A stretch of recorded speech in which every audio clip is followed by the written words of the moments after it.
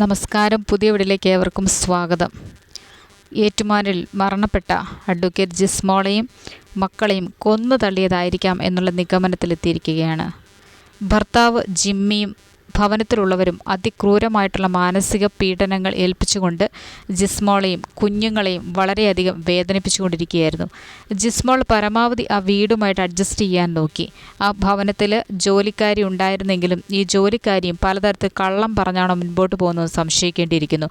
വ്യക്തമായിട്ടുള്ള വെളിപ്പെടുത്തലുകൾ നടത്തേണ്ട സ്ഥാനത്ത് പല സ്ഥലങ്ങളിലും അവ്യക്തമായിട്ട് കാര്യങ്ങൾ പറഞ്ഞുകൊണ്ട് എസ്കേപ്പ് ആയി പോകുന്ന ഒരു പരിപാടിയാണ് വേലക്കാരിയും അല്ലെങ്കിൽ ആ പണിക്ക് അല്ലെങ്കിൽ ജോലിക്ക് ഭവനത്തിൽ വന്നിരുന്ന ഒരു സ്ത്രീയിൽ നിന്നും കേൾക്കുവാനിടയായിത്തീരുന്നത്. അതുകൊണ്ട് തന്നെ വ്യക്തമായിട്ട് ആസൂത്രണം ചെയ്ത് ജിസ്മിയെ കൊലപ്പെടുത്തിയതിന് ശേഷം ആയിരിക്കാം പുഴയിലേക്ക് കൊണ്ടുപോയി തള്ളിയത്. ഇതാരായിരിക്കും? ജിസ്മോളുടെ ഭർത്താവിനെ തന്നെ സംശയിക്കേണ്ടിയിരിക്കുന്നു. ജിസ്മോളുടെ ഭർത്താവും ഭർത്താവിൻ്റെ വീട്ടുകാരും, അവിടെ അമ്മായിപ്പനുണ്ട്, അമ്മായിയമ്മയുണ്ട്, നാത്തൂന്മാരുണ്ട്. ഇവർ ആസൂത്രിതമായി തന്നെ കൊലപ്പെടുത്തിയതിന് ശേഷം ജിസ്മോളെ കുഞ്ഞുങ്ങളെയും പുഴയിൽ കൊണ്ടുപോയി കൊന്ന് തള്ളിയതായിരിക്കാനാണ് സാധ്യത.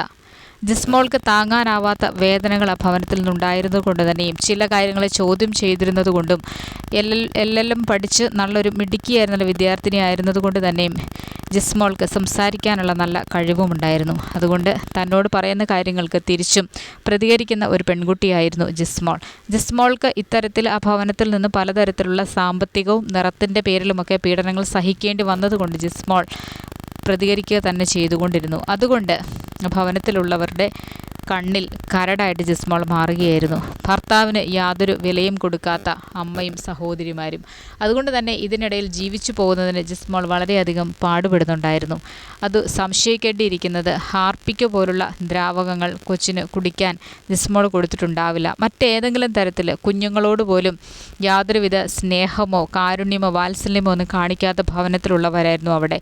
അതുകൊണ്ട് തന്നെയും കുഞ്ഞുങ്ങളെയും ജിസ്മോളെയും കൊലപ്പെടുത്തിയതായിരിക്കാനാണ് സാധ്യത. കൊലപ്പെടുത്തിയതിന് ശേഷം പുഴയിലേക്ക് മീനച്ചിലാറ്റിലേക്ക് കൊണ്ടുപോയി തള്ളിവിട്ടതാവും.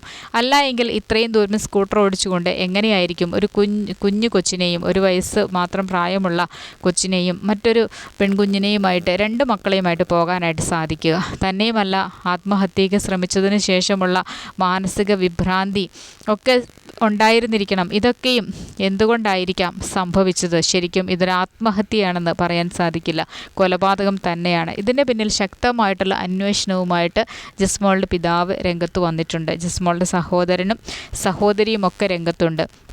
ഇത്തരത്തിൽ ഓരോ ആത്മഹത്യകൾ പെരുകിക്കൊണ്ടിരിക്കുമ്പോഴും യഥാർത്ഥ കാരണങ്ങളിലേക്കാണ് വിരൽ ചൂണ്ടേണ്ടത്. അല്ലാതെ എന്തെങ്കിലും ഒരു കാരണങ്ങൾ പറഞ്ഞുകൊണ്ട് മാതാപിതാക്കളുടെ മേൽ കുറ്റം ആരോപിച്ചതുകൊണ്ട് മാത്രം തീരുന്നില്ല.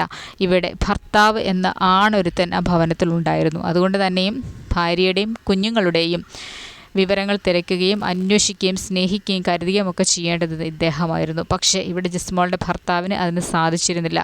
ജിസ്മോളുടെ ഭർത്താവ് പല കാരണങ്ങൾ പറഞ്ഞുകൊണ്ട് ജിസ്മോളെ മാനസികമായിട്ട് പീഡിപ്പിച്ചുകൊണ്ടിരുന്നു. അതുകൊണ്ട് തന്നെയും ഇവിടെ ആത്മഹത്യക്കപ്പുറം കൊലപാതകത്തിൻ്റെ ഒരു ആസൂത്രിതമായിട്ടുള്ള കൊലപാതകം നടന്നു എന്ന് തന്നെ പറയേണ്ടിയിരിക്കുന്നു.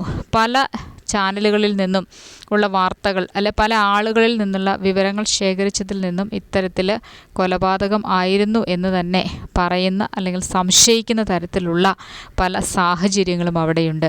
എന്തുകൊണ്ടും നോക്കിയാൽ ഈ കുഞ്ഞുങ്ങളും ജിസ്മോളും പുഴയിൽ ചാടി മരിച്ചതാകാൻ സാധ്യത കാണുന്നില്ല.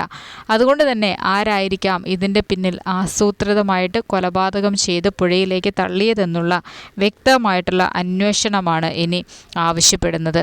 വ്യക്തമായിട്ടുള്ള അന്വേഷണങ്ങൾക്ക് ഒടുവിൽ ആരാണോ പ്രതി അവരെ യഥാർത്ഥമായിട്ട് ശിക്ഷിക്കാനുള്ള നിയമങ്ങൾ വരണം. ശിക്ഷിക്കണം, ജയിലിൽ കിടക്കുക തന്നെ ചെയ്യണം. ഈ ഭൂമിയിൽ ജീവിക്കാൻ അവകാശമുണ്ടായിരുന്ന 2 പിഞ്ച് പെൺകുഞ്ഞുങ്ങളും ജിസ്മിയും, അഡ്വക്കേറ്റ് ജിസ്മിയുമാണ് മരണത്തിന് കീഴടങ്ങിയിരിക്കുന്നത്. അതുകൊണ്ട് തന്നെ ജിസ്മിയുടെയും കുഞ്ഞുങ്ങളുടെയും മരണത്തിന് ഉത്തരവാദിയായ ജിസ്മിയുടെ ഭർത്താവിൻ്റെ ഭവനത്തിലുള്ളവരെ, ഭർത്തൃ വീട്ടുകാരെ നിയമത്തിന് മുൻപിൽ കൊണ്ടുവന്ന് ജയിലിൽ അടയ്ക്കാനുള്ള എല്ലാ സംവിധാനങ്ങളും ഉണ്ടാവേണ്ടതാണ്. ഓരോ മരണങ്ങളും ജീവിതത്തിൻ്റെ വിലയേറെ സത്യങ്ങൾ പറഞ്ഞുകൊണ്ടാണ് ഓരോ ആളുകളും ഈ ലോകത്തിൽ നിന്ന് പോകുന്നത്. അതുകൊണ്ട് തന്നെ ജീവിതത്തിൽ പലവിധമായിട്ടുള്ള പ്രശ്നങ്ങളെയും പ്രതിസന്ധികളെയും ഒക്കെ നേരിടാനായിട്ട് സ്ത്രീകൾക്ക് കഴിയുക തന്നെ വേണം.